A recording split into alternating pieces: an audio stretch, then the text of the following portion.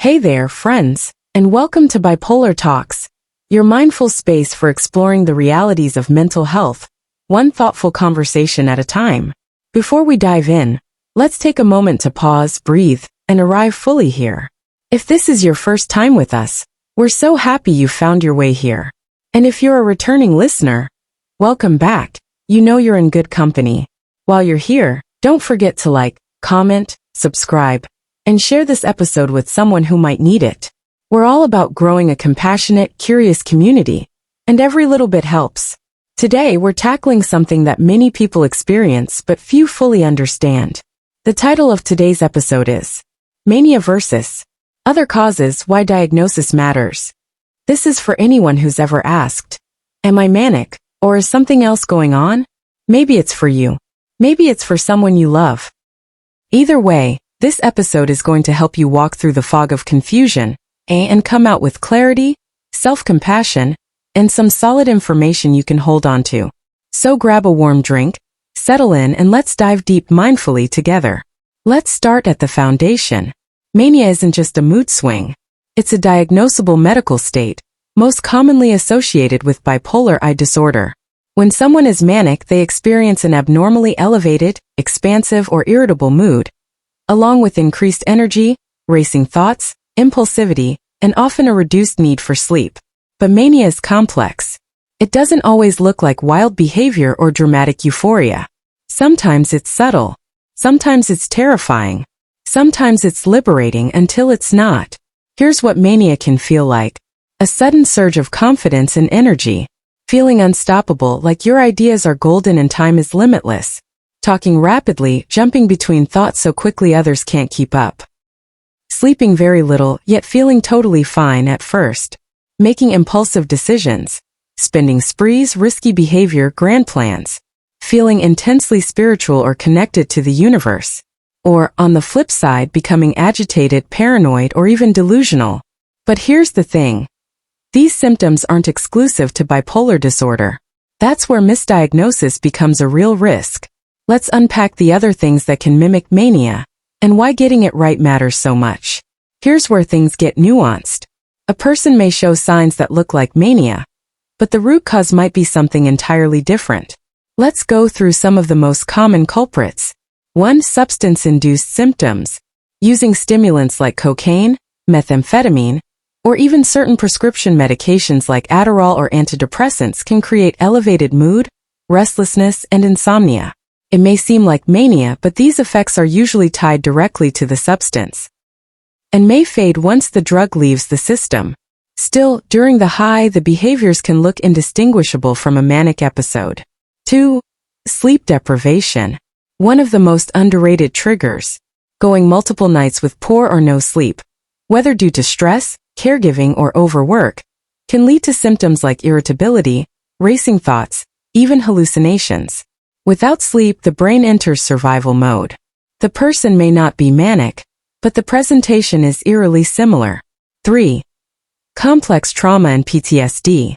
For people with trauma histories, especially complex PTSD, the nervous system may enter a hyperaroused state.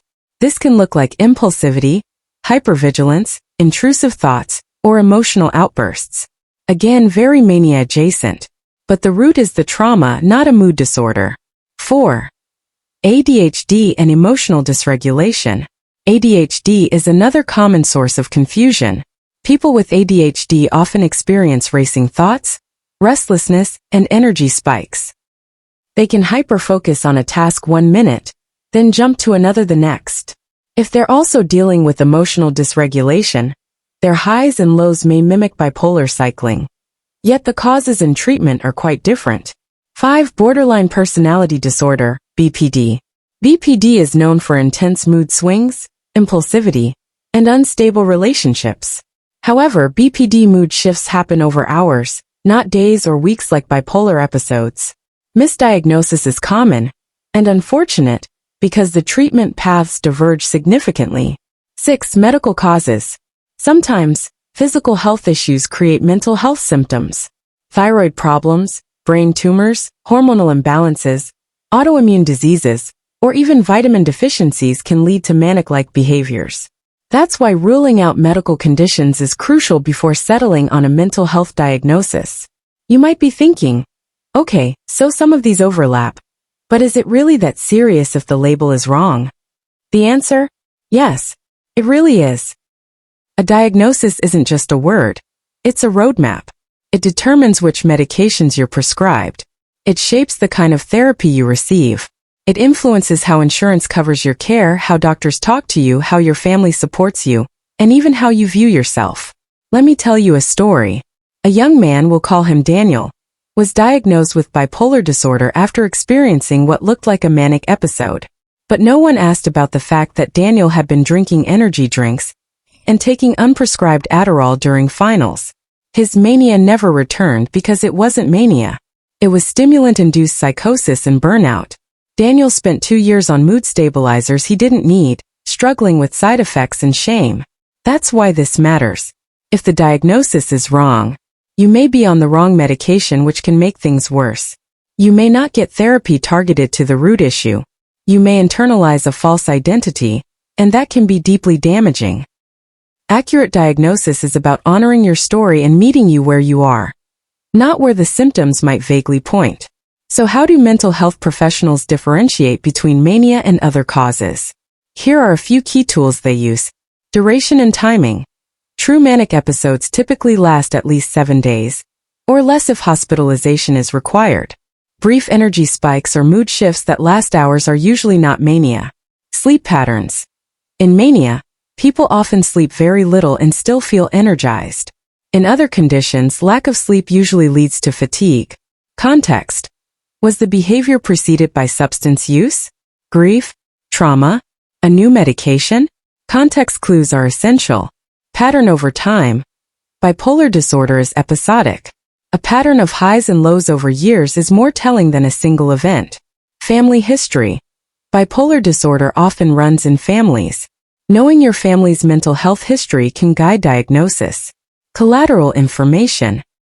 Talking to family members or close friends who observe your behavior helps provide a fuller picture. Medical workup, blood tests, neurological exams, and imaging can help rule out physical causes. Diagnosis isn't just a 15-minute conversation. It's a process. And if your provider isn't taking time to understand you fully, it's okay to ask for more support or a second opinion. Here's the empowering part. You have agency in your diagnostic journey. You're not just a passive subject. Here's what you can do. Track your symptoms. Journals, mood trackers, or apps can help you and your provider see patterns over time. Be honest. Even about the hard stuff, substance use, risky behaviors, thoughts that scare you. Ask questions. If a diagnosis feels off, say so. It's okay to want clarity. Seek comprehensive care. Ideally, you'll have a team, psychiatrist, therapist, maybe even a primary care provider. Advocate for testing. Rule out physical health issues that might be contributing to symptoms. You deserve care that sees you, not a label slapped onto your worst moment. We want answers, of course, but more than that, we want understanding. A diagnosis can be a relief or a burden, but it should never be a cage. Whether your symptoms come from bipolar disorder, trauma, ADHD, or something else, your experience is valid, and healing is still possible. The takeaway today: let's be slow to label, quick to listen, and always willing to learn more. Thank you for being here with me today on Bipolar Talks. If this episode brought you clarity, validation, or even just made you feel a little less alone, please like, comment, subscribe, and share it with someone who needs to hear this. You never know whose life might change because of one thoughtful conversation. And don't forget, this YouTube video is for informational purposes only. It's not medical advice, and it's not a substitute for seeing a licensed professional. If you're struggling, please consult a mental health expert you trust. You're not alone, and you deserve support that fits you. Until next time, stay mindful, stay open, and keep showing up one breath, one step at a time.